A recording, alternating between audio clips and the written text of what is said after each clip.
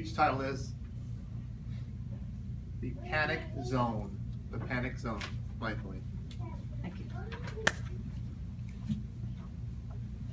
There I was, ripping up all the sheets, feeling pretty darn good. How did it get to this point?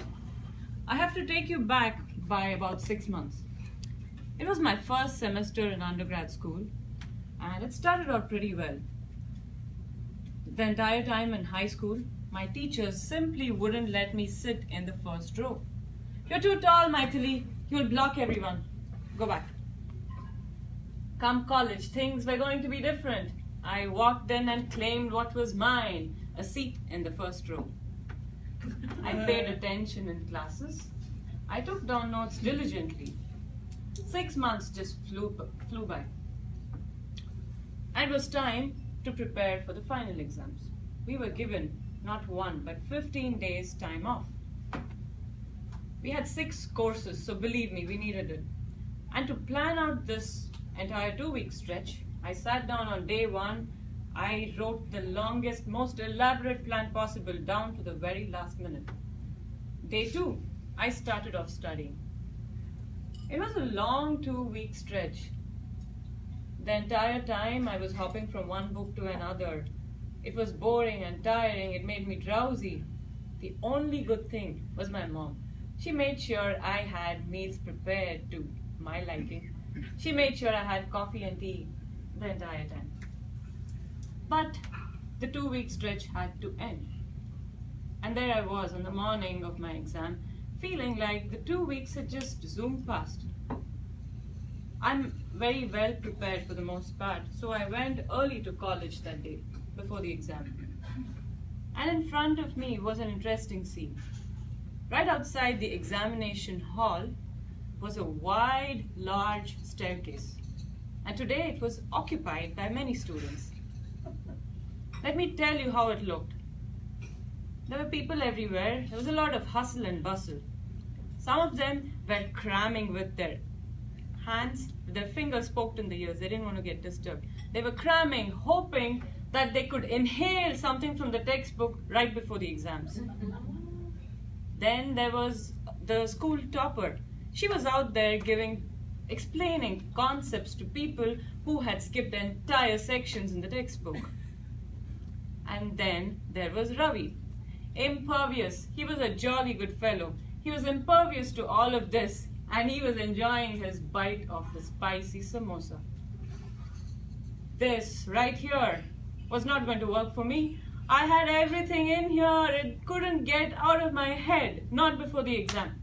I walked away. I wanted to find a safe spot to make sure nobody disturbed me, nobody got anything out of my head. But as luck would have it, my friend was walking in a hurry towards me. He wanted to wish me good luck. And of course, he wanted to ask me if I had studied the one thing I hadn't. Tring! There went the bell, the 10 reminder warning bell to tell us we had to get into our respective seats. Calculator check, pens check, pencils check, eraser check. There's one other thing to take care of. Any guesses? The restroom. In this really long line in front of me. It was a long, quiet, sad line. Not a single person spoke. Nobody even made eye contact.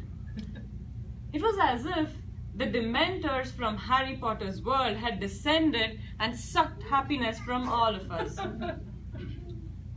I walked back to the exam hall and took my seat. I was so nervous, my hands felt frozen. I had to sit on them. I looked around. It wasn't so different. There were some people anxiously shaking their leg, some biting their nails, some cracking their knuckles, and some quietly praying before this entire nightmare began. The proctor walked in with an air of superiority, tossing his hair. He passed along our question papers. Now there were 8 questions in the question paper. We were required to answer just 5. Just 5. I looked at question 1. It didn't make sense. Went through all of it. I found 5 questions I could answer, even if I had to get creative. I finished my paper. I didn't look up at all the entire time. When I did, I had 30 minutes to spare.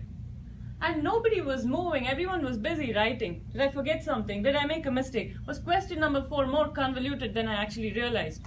I went over everything, underlined all the important points. I was done. And so were others.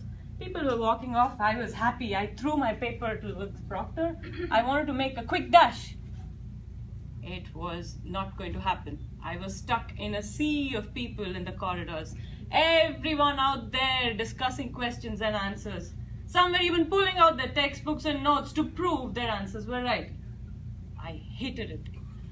This was not going to end. This was going to happen another 5 times, and I did not want to be part of this entire post-mortem process. Finally, the 6 exams ended. I was home, but I couldn't shake off that feeling. Maybe I should check if my answers were right. I started to look through my question paper, my notes, but I couldn't remember what I'd written in the exam. It was so long ago. I went to my mom. She was the best. Don't worry, you always do so well. I know you will score really high. Just don't worry about it. Enjoy your vacation. Felt a little happy. I went towards my dad. What do you think? What should I be doing? Well, there are not that many things you can think about. There are just 2 outcomes. You either pass or you fail. Get along. I was so bummed out. I went back to my room and looked out of the window. What next, I wondered. There it was, my pile of notes, my hard work from 15 days, all the equations, all the notes I had made. There I was, ripping up all the sheets, feeling pretty darn good. Little did I realize, this cycle would restart in just 6 months.